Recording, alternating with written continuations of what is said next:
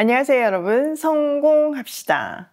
하나님은 때로 왜 저렇게 문제가 많은 사람들을 저렇게 사용하실까? 이런 질문이 생길 때가 있죠. 근데 근데 성경에도 보면 문제 많은 사람들을 사용하셔서 하나님 나라의 역사를 써가세요. 이런 것들이 사실 우리의 신앙 여정 중에 이해하기 힘든 질문 중에 하나일 거예요. 오늘 우리가 본문에서 만날 삼손의 이야기도요, 그 질문의 한복판으로 우리를 초대하고 있는데요. 그는 태어날 때부터 하나님께 이미 바쳐진 거룩한 사람이었어요. 그런데 그의 삶은 정욕과 타협, 깨어진 약속으로 얼룩져 있죠. 그러나 하나님께서는 바로 그 실패와 죄악의 한복판에서 가장 놀라운 방식으로 당신의 구원 계획을 이뤄가세요. 인간의 실패를 뚫고 일하시는 하나님의 주권적인 손길, 그 능력의 역사 속으로 한번 들어가 보도록 할게요.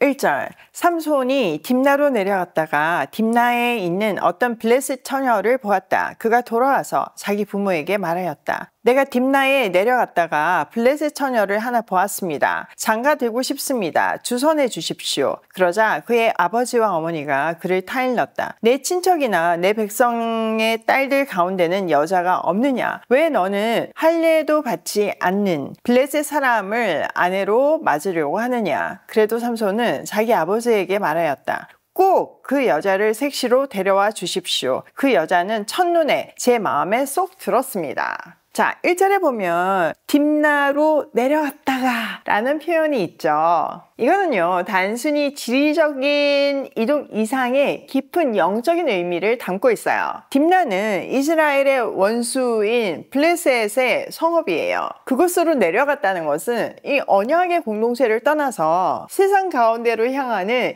영적인 하강을 상징하고 있어요. 그 동기는 3절에 완전히 집약되어 있죠. 내가 그 여자를 좋아하니까 반드시 그 여자를 아내로 맞이하게 해주십시오. 내가 그 여자를 좋아하니까. 이것이 바로 사사시대의 정신, 즉 하나님의 뜻이 아닌 내 개인의 욕망을 최고의 권위로 삼는 태도였어요. 신명기에 보면 하나님은 분명하게 이방 민족과의 통혼을 금지하셨죠. 거기에 근거해서 부모님도 말리고 있어요. 그런데 삼손은 그것을 모두 무시하고 자신의 시각적인 판단, 즉흥적인 감정만이 자신의 유일한 기준이 되고 있죠. 자, 4절. 그의 부모는 주님께서 블레셋 사람을 치실 계기를 삼으려고 이 일을 하시는 줄을 알지 못하였다. 그때 블레셋 사람이 이스라엘을 지배하고 있었다. 그런데요, 바로 이 지점에서 성경은 너무나 신비한 모든 상황을 뒤집는 해석을 내놓습니다. 바로 이 일이 하나님이 하시는 일이라는 거죠. 이 구절은 14장 전체를 여는 열쇠예요. 근데 우리가 조심해야 될 것은 하나님께서 삼손의 정욕과 불순종을 인정했다는 말은 아니에요. 오히려 하나님께서 당신의 주권 안에서 삼손의 재앙마저도, 그의 잘못된 선택마저도 하나님의 놀라운 계획을 이루는 도구로 사용하신다는 거예요. 당시 하나님은요, 이스라엘을 압제하고 있던, 지금 40년 동안 블레셋이 이스라엘을 압제했잖아요. 그 블레셋을 치실 틈을 찾고 계셨어요. 하지만 이스라엘 사람들은 그 40년의 압제에 너무 익숙해져서, 또 제약에 너무 익숙해져서 도와달라고, 구원자를 보내달라고 부르짖지 않는 영적인 혼수 상태에 빠져 있었어요. 바로 여기서 우리는 안주해버린 시대를 향한 하나님의 일방적인 은혜를 발견할 수 있죠. 이스라엘이 구원 요청을 하지 않자 하나님께서 친히 그 구원의 조건인 갈등의 무대를 만들어 가시는 대목인 거예요. 삼손의 이 문제가 되는 결혼은요, 죄악된 평화에 안주하던 이스라엘과 블레셋의 공정관계를 깨트리기 위한 하나님의 신적인 충격요법이었던 거죠. 와, 진짜 신비하지 않나요?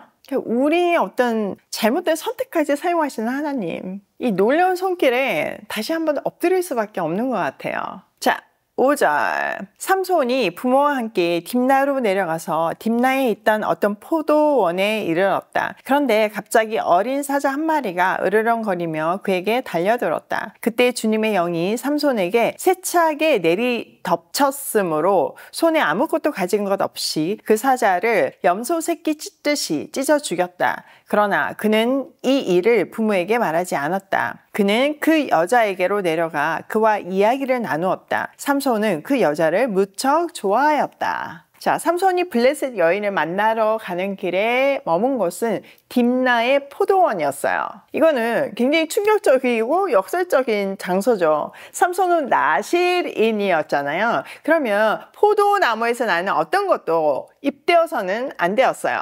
그가 그의 삶에 금지되어 있는 포도원에 있었다는 사실 자체만으로 그는 이미 자신의 거룩한 서원을 가볍게 여기며 살아가고 있고 스스로 그 유혹에 노출하고 있음을 보여주고 있어요. 요셉을 생각해보면요, 보디발의 아내가 막 유혹했을 때 같은 자리에도 있지 않았다고 얘기하잖아요. 그러니까 그런 유혹받을 수 있고 시험받을 수 있는 그 자리 자체를 피했다는 거예요. 그런데 삼손은 지금 여기서 보니까 아예 그냥 스스로 그곳에 가 있는 거예요. 그거는 내가 지금 시험 받겠다, 유혹 받겠다 그 말하고 같은 거죠. 자, 그 타협의 현장에서 주님의 영이 삼손에게 세차게 내리칩니다. 하나님의 영이 그를 강하게 사로잡았고 그는 맨손으로 사자를 찢어 죽였어요. 초인적인 능력이 발휘된 거죠. 그런데 그는 이 놀라운 일을 부모님한테 숨겨요. 그리고 지금 이 능력은 공동체를 위한 능력이 아니라 지극히 개인적이고 비밀스러운 경험으로 남아요. 자, 8절. 얼마 뒤에 삼손은 그 여자를 아내로 맞으러 그곳으로 다시 가다가 길을 벗어나 자기가 죽인 사자가 있던 데로 가보았더니 그 죽은 사자의 주검에 벌떼가 있고 꿀이 고여 있었다. 그는 손으로 꿀을 좀 떠다가 걸어가면서 먹고 부모에게도 가져다 주었으나 그 꿀이 사자의 주검에서 떠온 것이라고는 말하지 않았다. 자, 얼마 후에 이제 그 여자랑 결혼하려고 가는 길에 의도적으로 길을 벗어나서 자기가 그 범행했던 자리, 사자의 죽음을 보러 갑니다. 그리고 그 죽은 시체를 만져서 그 안에 있는 꿀을 취하죠. 자, 나시린은 죽음에 손을 대면 안 되잖아요. 이 나시린의 서원을 두 번째로 깨뜨리는 장면이에요. 이 사건은요, 강력한 상징을 담고 있어요. 강한 자인 사자는 포식자인 블레셋을, 그 죽음에서 나온 꿀은 하나님께서 원수를 멸하심으로 가져올 구원의 단맛을 상징해요. 삼손은 그 신비를 체험했지만 의미를 깨닫지 못했어요. 더 심각한 일은 그 부정한 꿀을 자기도 먹었을 뿐만 아니라 부모한테도 가져다 주면서 그 꿀이 어디에서 났는지 말하지 않았어요. 부모님들을 자기들도 모르는 사이에 부정함에 동참하게 만들었죠. 꿀의 출처를 속인 그의 행동은요, 그가 자신의 죄를 분명하게 인지하지 못했음을 보여줍니다. 더불어서 그의 죄는 개인에게만 머무는 것이 아니라 가장 가까운 이들에게 오염시키고 있음을 보여줘요. 자, 오늘 내용을 우리 삶에 한번 적용을 해보면요. 첫 번째, 하나님의 주권은 우리의 실패보다 큽니다. 내가 비록 잘못된 선택을 하고 영적으로 내려가는 순간이라 할지라도 하나님은 우리를 포기하지 않으세요.